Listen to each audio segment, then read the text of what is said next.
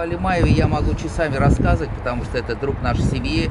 У меня все детство, вот как мы приехали в Нижнекамск, он сыграл роль, то, что вот я поступил в КХТИ, в общем-то, институт, а потом вернулся на работу, значит, тоже поступил на производственное объединение Нижнекамск нефтехим.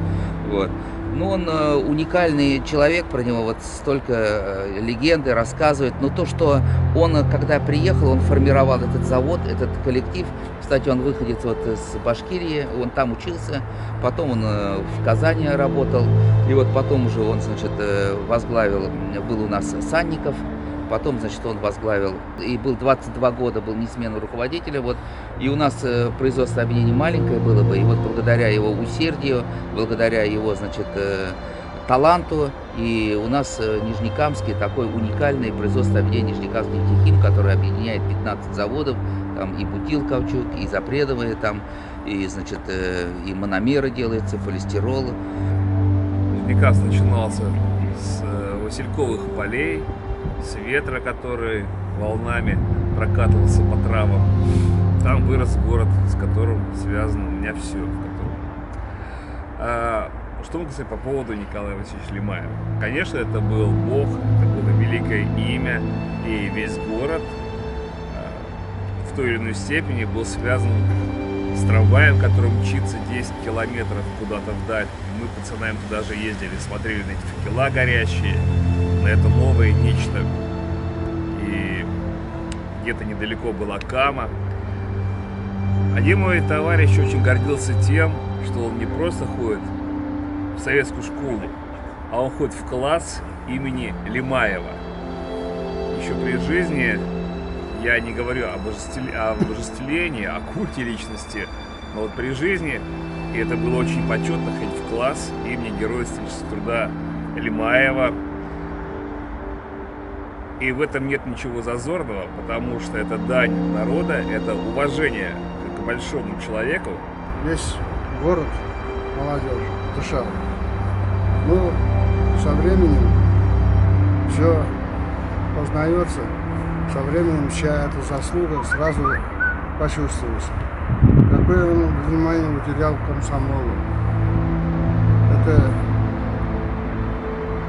просто от души он любил молодежь, комсомол. Всегда на всех семинарах, везде, какой бы он занятый не был человек, всегда находил время с нами общаться. Ну, я тогда был малолетний пацан, ученик 2 класса. Вот. Но я с самого своего раннего детства, конечно, знал о том, что генеральный директор нашего тогда еще комбината Нижнекамского Николай Васильевич, жена Николая Васильевича, Исфирь Ефимовна, в одном отделе работала с моей мамой. Вот. Так что у нас тоже тесные и такие человеческие взаимоотношения. После того, как я приехал в Москву, это был 1988 год, вот, я по просьбе, по поручению своего отца, приходил и встречался с Николаем Васильевичем. Он уделял внимание, уделял время своим землякам, вот, помогал мне после окончания академии, и советом, и реальную помощь. Он был день-ночь на работе, всегда, значит, суббот-воскресенье не было, он был сам лично всегда на пусконаладке.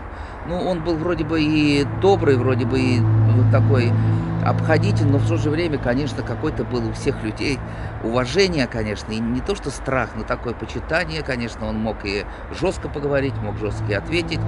И вот я помню, у меня много знакомых его работало, и вот как-то кто-то, если не справлялся, никогда он с работы никого не убирал, ни такого, чтобы он исключал из своего окружения, такого не было. Если человек не справлялся на производстве, он его отправлял в общественную работу. Если общественник как-то вот что-то, он его на производство, он каждому человеку вот находил место свое.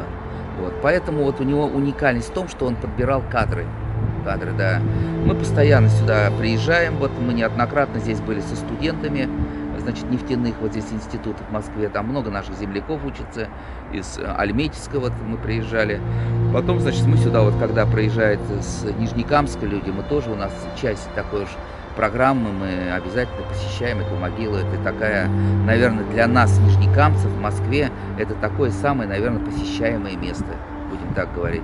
Вот председатель правкома приезжала делегация, там отдел главного механика, энергетики. Я их всех сюда, конечно, всегда мы приходим, всегда, значит, дать дань должное уважение. Потому что, я же говорю, у него, значит, о нем такой авторитет большой. И то, что, несмотря на то, что он работал, например, на производственник был, он все равно заботился о людях. 2 дня назад мы, значит, в большой организации были на хоккее.